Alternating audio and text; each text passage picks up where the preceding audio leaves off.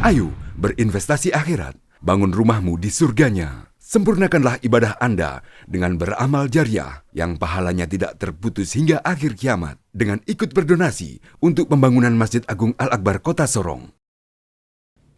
Ya, Assalamualaikum warahmatullahi wabarakatuh. Alhamdulillahirabbil alamin. Assalatu wassalamu ala asyrafil anbiya'i wal mursalin. Asyhadu an la ilaha illallah wa asyhadu anna Muhammadan abduhu wa rasuluhu wa ba'du. Jamaah kajian Islam Masjid Raya Al-Akbar Papua Barat Daya yang dirahmati oleh Allah Subhanahu wa taala. Pada hari yang mulia ini kita bertemu kembali dalam kajian Islam, membahas persoalan-persoalan keislaman di masjid kebanggaan kita, Masjid Al-Akbar Papua Barat Daya. Hari ini adalah merupakan hari yang sangat luar biasa karena masih kita bergembira merayakan Hari Raya Idul Adha dan hari-hari Tasyrik. Hari Raya Idul Adha atau Hari Raya Kurban atau bisa juga dikatakan Hari Haji, Hari Raya Haji, di mana ini merupakan satu anugerah bagi kita bisa berjumpa dengan hari raya ini. Ada beberapa hal yang perlu kita perhatikan terkait dengan perayaan Hari Raya Idul Adha ini, yaitu tentang kurban. Di dalam Al-Quran sangat jelas Allah Subhanahu wa taala menyatakan fasholli li rabbika wanhar. Hendaklah atau salatlah kalian dan berkurbanlah. Ayat ini didahului dengan ayat inna a'tainakal kautsar. Jadi sesungguhnya kami telah memberikan kepada kalian nikmat yang banyak. Fasholli, maka salatlah, wanhar. Washolli li rabbika wanhar. Jadi salatlah kepada Tuhanmu dan berkurbanlah. Ini merupakan perintah dari Allah Subhanahu wa taala kepada kaum muslimin secara umum untuk melaksanakan ibadah kurban. Mengapa? Karena di dalam ajaran agama Islam kita harus patuh kepada Allah dan Rasul-Nya. Tapi kita ingin membahas dulu tentang kurban. Apa yang dimaksud dengan kurban? Kurban berasal dari bahasa Arab qariba yaqrabu kurbanan, yang berarti dekat. Hal ini dimaksudkan bahwa berkurban adalah ibadah yang mendekatkan diri kepada Allah Subhanahu wa taala. Tentu dengan cara mengerjakan sesuai dengan perintahnya. Dalam pengertian syariat atau istilah, kurban adalah menyembelih hewan ternak yang memenuhi syarat tertentu yang dilaksanakan pada hari raya Idul Adha, tanggal 10 Zulhijjah dan hari-hari tasyrik, yaitu tanggal 11, tanggal 12, dan tanggal 13 Zulhijjah. Ini dimaksudkan ada beberapa hari setelah itu supaya umat Islam ini menikmati semua perayaan ini dengan baik. Sebenarnya kesepakatan ulama menyatakan bahwa kurban hukumnya sunnah muakkadah bagi umat Islam yang mampu. Bahkan begitu ditekankannya sunnah ini, kurban ini, sampai-sampai di dalam salah satu hadis dinyatakan bahwa barang siapa yang mampu dan tidak berkurban, maka jangan mendekati masjidku. Coba kita bayangkan itu. Nabi menyatakan hal seperti ini mengingatkan kepada kita begitu pentingnya berkurban. Pemirsa yang berbahagia, di dalam beberapa keterangan bahwa ibadah ini mengandung nilai keteguhan dan keimanan yang dipenuhi dengan rasa ikhlas dan sabar. Di antaranya misalnya yang ada kepedulian sosial kita kepada masyarakat yang kurang mampu maupun masyarakat yang ada di sekeliling kita. Kalau ibadah individual atau kesolehan individual ya bisa dilakukan dengan ibadah-ibadah ritual, sholat dan sebagainya misalnya. Tapi kesolehan sosial atau ibadah sosial inilah yang harus juga kita lakukan supaya tercipta betul-betul kita menjadi insan yang paripurna. Makanya di dalam salah satu hadis, untuk mewujudkan kepedulian sosial ini, harta yang dititipkan kepada kita itu mestinya disedekahkan sebahagian. Ya tentunya di samping selain zakat ya yang sudah menjadi kewajiban, tapi mestinya disedekahkan juga sebagai wujud dari kesyukuran kita. Makanya Nabi SAW bersabda di dalam salah satu hadisnya, ini di dalam hadis Bukhari disebut juga, dan di hadis riwayat Muslim juga disebut. Amfiki awin fahi awin dhahi wala tuhsi fayuhsillahu alaika wala tu'i fayu'illahu alaika. Infakkanlah hartamu, kata Nabi, jangan engkau menghitung-hitungnya atau menyimpan tanpa mau mensedekahkan. Jika tidak, maka Allah akan menghilangkan berkah dari rezeki tersebut. Janganlah menghalangi anugerah Allah untukmu. Jika tidak, maka Allah akan menahan anugerah dan kemurahan untukmu. Hadis ini sebenarnya mengandung peringatan kepada kita bahwa mungkin intimidasi, bukan juga intimidasi ya, tapi tekanan yang keras kepada kaum muslimin bagi yang mampu. Karena kenapa dijelaskan di sini bahwa Nabi mengatakan, Rasulullah Shallallahu Alaihi Wasallam menyatakan bahwa jangan sama sekali kalian menahan harta kalian. Jangan sama sekali menahan harta kalian.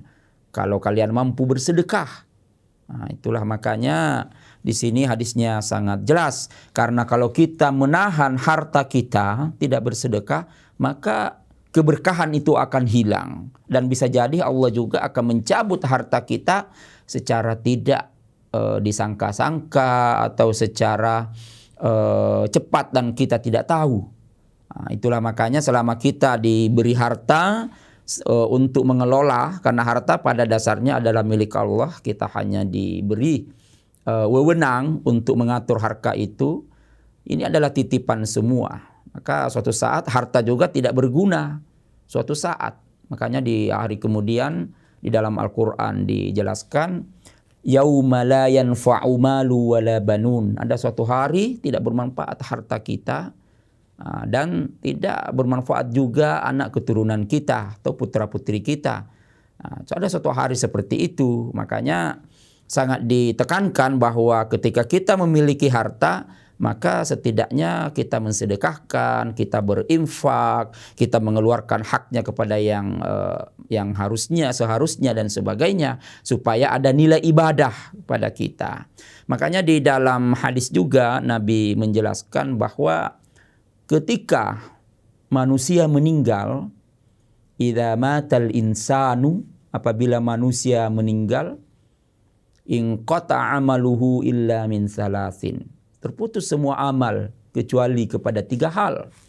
Nah, coba kita bayangkan itu ada 3 hal. Yang pertama disebut di situ di hadis itu adalah sedekah jariyah atau amal jariyah. Nah, makanya harta yang kita miliki kita semestinya mensedekahkan atau menyumbang atau berinfak. Mungkin untuk pembangunan masjid dan sebagainya. Nah, terkhusus di kurban ini juga perlu kita sampaikan bahwa mengapa kita perlu berikhlas, perlu berkurban. Yang pertama tentunya ini adalah perintah Allah Subhanahu wa taala. Di dalam ajaran agama kita, ajaran agama Islam yang mulia ini, bahwa perintah Allah harus kita lakukan dengan baik. Harus ada ketaatan. Ini adalah perintah Allah. Ya kita harus lakukan. Allah menyatakan wanhar, berkurbanlah, maka kita harus berkurban. Kemudian selain dari perintah Allah, karena apa yang kita kurbankan hari ini itu sangat kecil sebenarnya, atau tahun ini atau tahun-tahun yang lalu itu sangat kecil dibanding pengorbanan Nabi Ibrahim alaihissalam. Nabi Ibrahim berkorban ya bukan main-main. Ketika anaknya sudah remaja, Nabi Ismail, sang Halilullah ini, Nabi Ibrahim ini, bapak para nabi, bermimpi. Nah, di dalam mimpinya itu kita perlu jelaskan bahwa mimpi Nabi itu adalah wahyu. Karena dia bermimpi. Balamma balaga balaga sa'yu, jadi palamma balaga asyuddahu. Jadi ketika sampai umurnya Nabi Ismail ini, jadi diceritakan di dalam Al-Quran itu, inni ara fil manam ana asbahukah. Jadi menyatakan, saya melihat di dalam mimpiku saya menyembelih kamu sebagai tanda ketaatan dan kesyukuran kepada Allah. Bagaimana pendapatmu? Nabi Ismail pada waktu itu karena dia dididik dari kecil menjadi anak yang soleh, jadi pasda, jadi faf'al dalam bahasanya itu, lakukanlah sebagaimana apa yang diperintahkan oleh Allah Subhanahu wa taala. Kamu akan mendapati saya menjadi orang yang sabar. Artinya apa? Bahwa perintah berkurban ini sejak Nabi Ibrahim itu betul-betul Nabi Ibrahim mengamalkan itu. Tetapi ada hikmah di balik itu, karena kesabaran, kesetiaan, ketaatan, maka Allah mengganti Nabi Ismail dengan domba yang besar. Artinya apa? Bahwa dari situlah perintah berkurban sudah mulai dilaksanakan. Selanjutnya, hikmah di balik kurban itu adalah ikhlas ya. Kita disuruh ikhlas. Ibadah kurban ini menuntut keikhlasan. Tentunya menuntut keikhlasan, menuntut ketakwaan dalam rangka menggapai ridha Allah Subhanahu wa taala. Karena di dalam surah Al-Hajj disampaikan bahwa di Al-Hajj kalau tidak salah ya 37 ya, la yanalallaha luhumuha wala dima'uha walaki yanaluhu taqwa minkum. Jadi daging-daging onta dan darahnya itu, atau daging-daging sapi kalau kita di Indonesia ya, atau kambing, itu sekali-kali tidak mencapai keridhaan Allah. Tetapi ketakwaanlah dari kamu yang mencapainya. Artinya kita berkurban memang betul-betul harus ikhlas. Ini bukan persoalan main-main, bahwa keikhlasan itulah yang Allah cari, keridhaan itu. Nah, jadi kita disuruh belajar ikhlas. Bagaimana kita ikhlas di muka bumi ini. Pemirsa kajian Islam yang dirahmati oleh Allah Subhanahu wa taala.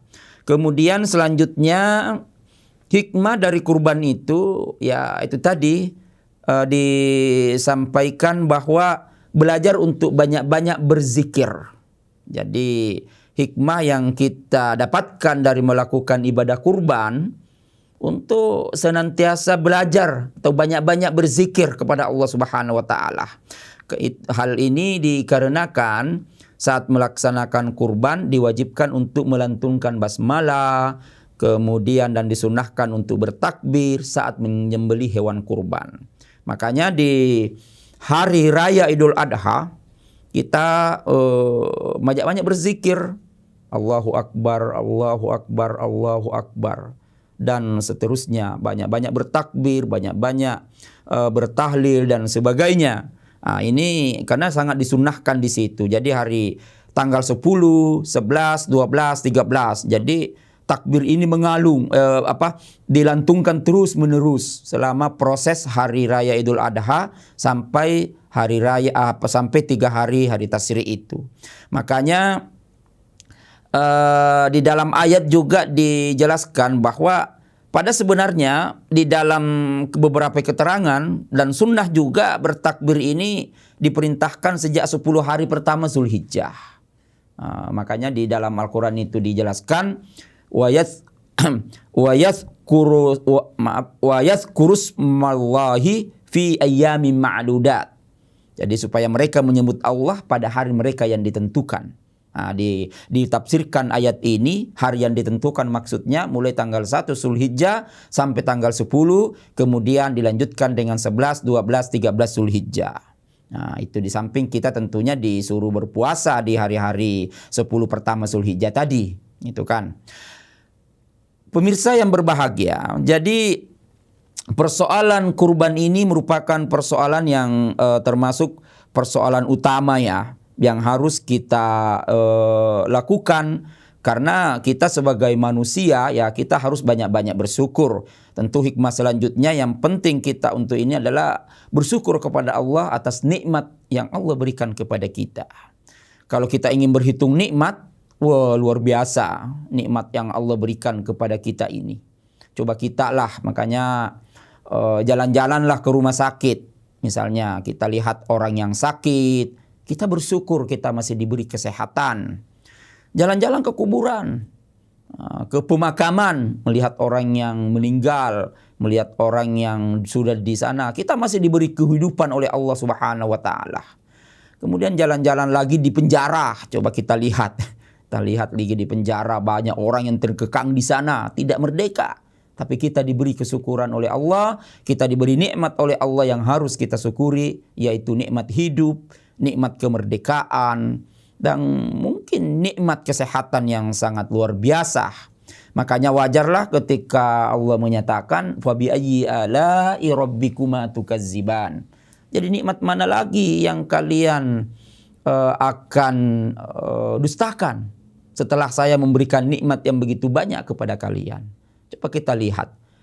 Ayat ini diulang oleh Allah hampir lebih 30 kali di dalam satu surah, yaitu surah Ar-Rahman. Begitu pentingnya kita bersyukur kepada Allah Subhanahu wa taala atas nikmat yang Allah berikan kepada kita. Pemirsa kajian Islam yang dirahmati oleh Allah Subhanahu wa taala. Kemudian hal yang penting juga di dalam pelaksanaan kurban ini ialah bagaimana kepedulian kita kepada sesama manusia. Ini mungkin wujud dari hablum minallah wa hablum minan nas. Bagaimana kepedulian sosial kita yang kita sudah singgung dari awal, bahwa kita harus tentu meningkatkan kepedulian sosial. Makanya urusan kurban ini tentu berbeda dengan urusan zakat ya. Kalau zakat itu dari orang kaya ke orang miskin supaya ada rasa kebersamaan. Nah, di dalam kurban ini kita boleh membagi kepada siapapun. Orang yang mampu, orang yang tidak mampu, orang yang berbeda, bahkan orang yang berbeda keyakinan dengan kita. Kita boleh. Sebab inilah kemurahan Islam. Menyatakan bahwa Islam itu rahmatan lil alamin. Mampu mengayomi semua manusia yang ada di bumi. Karena kita harus memperkuat itu. Hablum minallah wa hablum minan nas. Jamaah kajian Islam yang dirahmati oleh Allah Subhanahu wa taala. Kepedulian sosial ini perlu kita tumbuhkan setiap saat. Perlu kita tumbuhkan setiap saat supaya bumi ini, bumi yang kita tempati ini damai. Mengapa sering terjadi kerusuhan? Mengapa sering terjadi persoalan-persoalan ya mungkin kekerasan dan sebagainya? Karena itu tadi kepedulian sosial mungkin yang tidak merata, kepedulian sosial lagi yang mungkin terlalu jauh jarak dengan orang lain dan sebagainya. Nah, dengan adanya kurban ini mengajarkan kepada kita bagaimana kita betul-betul peduli sesama manusia, orang yang ada di samping kiri kanan kita. Peserta kajian Islam yang dirahmati oleh Allah Subhanahu wa taala. Kurban ini begitu pentingnya sampai-sampai yang kita sudah ungkapkan tadi, Nabi sallallahu alaihi wasallam menyatakan bahwa kalau ada di antara kalian yang mampu untuk berkorban, ya berkorbanlah. Kalau tidak, maka jangan dekati masjid kami. Ini sebenarnya bukan berarti dilarang orang sholat yang tidak berkorban, ya bukan berarti begitu. Ini hanya menyatakan bahwa begitu pentingnya ibadah kurban ini dilakukan oleh orang-orang yang mampu melakukannya. Karena banyak orang sebenarnya mampu tapi Seolah-olah dia selalu menunjukkan dirinya tidak mampu. Makanya di dalam salah satu hadis dinyatakan bahwa jangan kalian mengira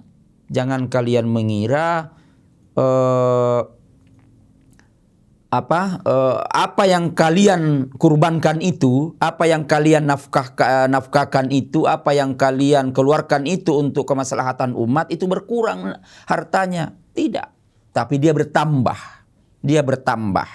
Makanya di dalam Al-Quran juga Allah menjelaskan bahwa wa ma anfaqtum min syai'in, dan barang apa saja yang kamu nafkahkan, fa huwa yukhlifuhu wa huwa khairur razikin, maka Allah akan menggantinya dan dialah pemberi rezeki yang sebaik-baiknya.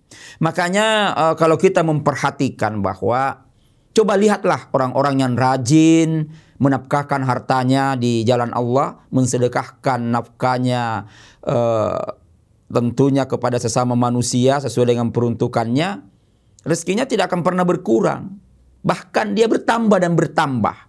Inilah mungkin wujud dari pernyataan Allah Subhanahu wa taala di dalam Al-Qur'an bahwa siapa yang bersyukur maka dia akan ditambah nikmat itu. Jadi la in syakartum la azidannakum. Coba kita perhatikan ayat ini. La in syakartum la azidannakum. Jika kalian bersyukur, maka Allah akan menambah nikmat itu. Allah akan menambah. Yakin dan percayalah. Di dalam kajian tafsirnya di ayat ini menjelaskan bahwa bukan hanya tambahan pahala. Bukan hanya tambahan pahala, tetapi masuk ke wilayah tambahan yang sesungguhnya yang berupa materi.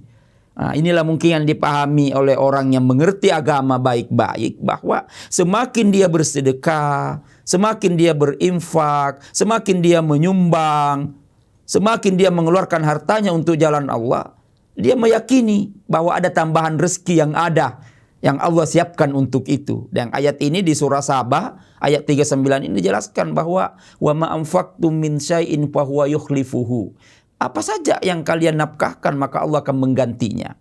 Samalah seperti tahun ini, kita berkurban sapi, ya ada yang berkurban sapi full, satu sapi untuk dia seorang, kemudian ada yang bagi 7, kemudian ada juga kambing dan sebagainya. Insya Allah tahun depan Allah akan mengganti yang lebih baik lagi, mungkin lebih banyak lagi.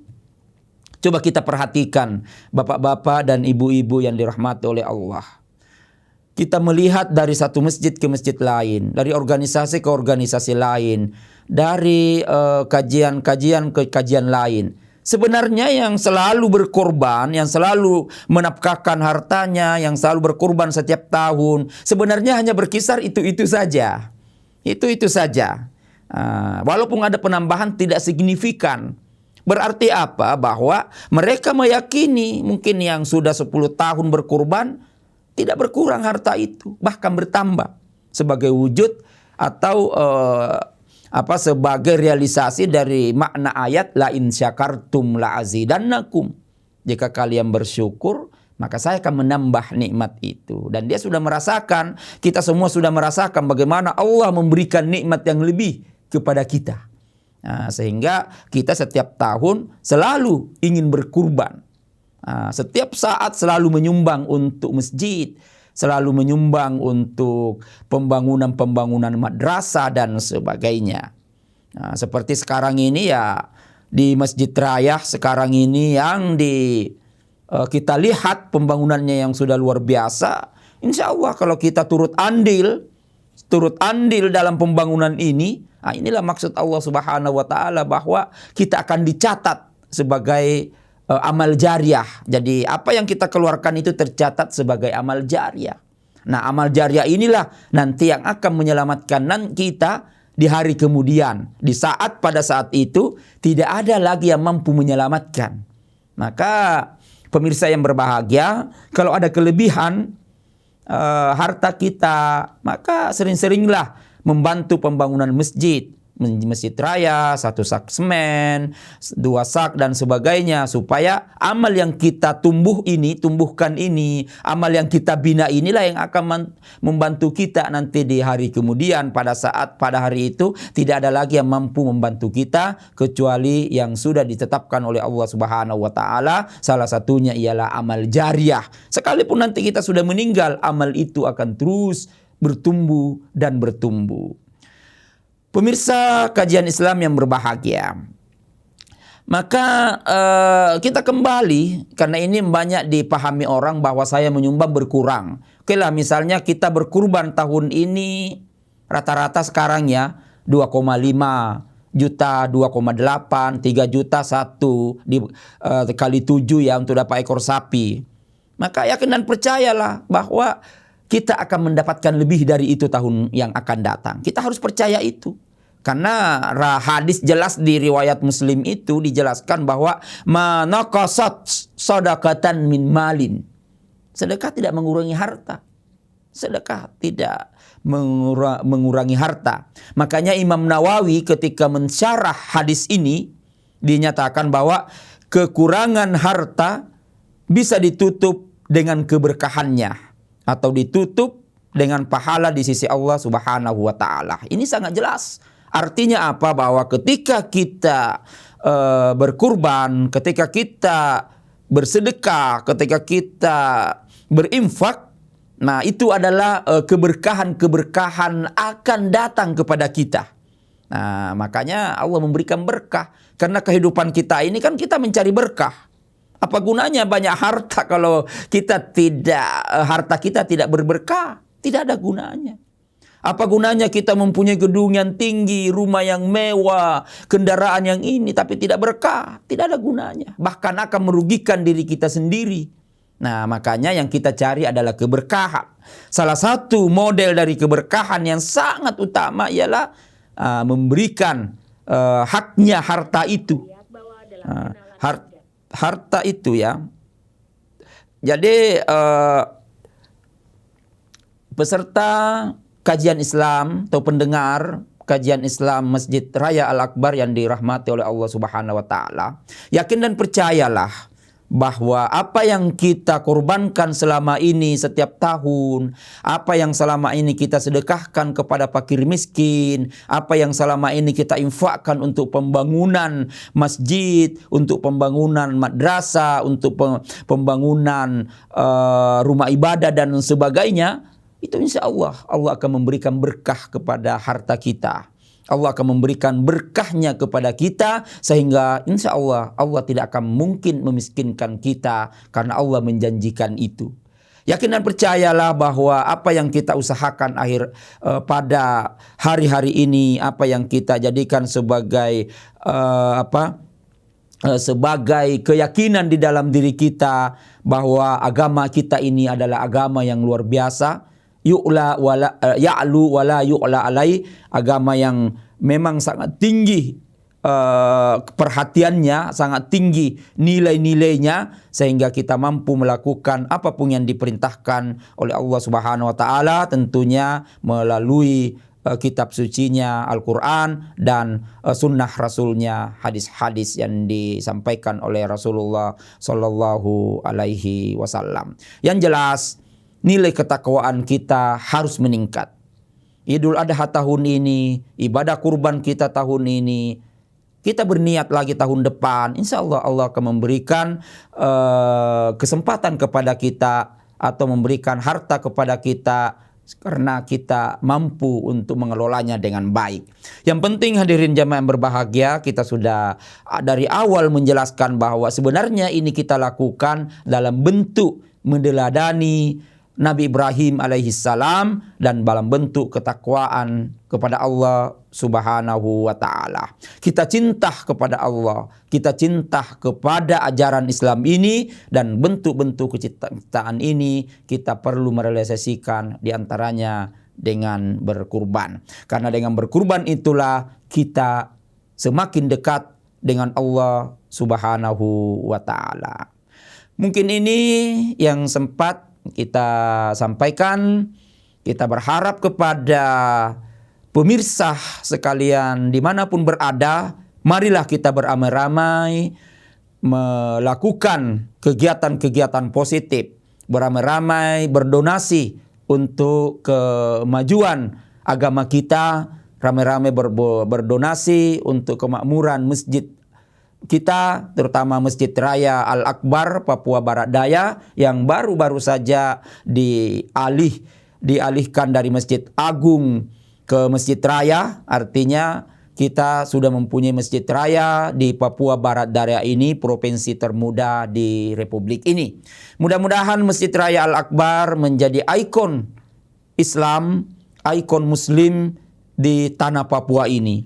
Mudah-mudahan ini akan mencerahkan, akan menggembirakan kita semua, akan memberikan kita semangat untuk menjalankan ajaran agama Islam ini untuk mewujudkan rahmatan lil alamin.